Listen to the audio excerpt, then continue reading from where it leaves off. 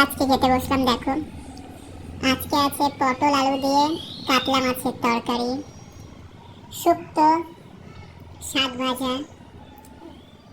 দেখো এখন খেতে যাচ্ছি বন্ধুরা। শাক, প্রথমে শাক ভাজা দেখাবো। দেখো নিয়ে নিলাম শাক ভাজা, চিংড়ি মাছ দিয়ে ভাজা হয়েছে। বলছি কেমন লাগলো খেতে বন্ধুরা, খেতে খুব ভালো লাগে। শুক্তো দিয়ে খাবো, কেমন লাগলো খেতে বলছি। শুক্তোটা খেতে কিন্তু খুব ভালো লাগলো।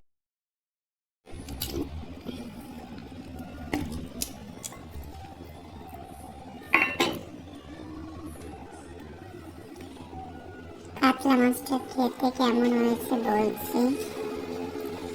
কাতলা মাছটা খেতে ভালো লেগেছে, তরকারিটাও খেতে ভালো লেগেছে।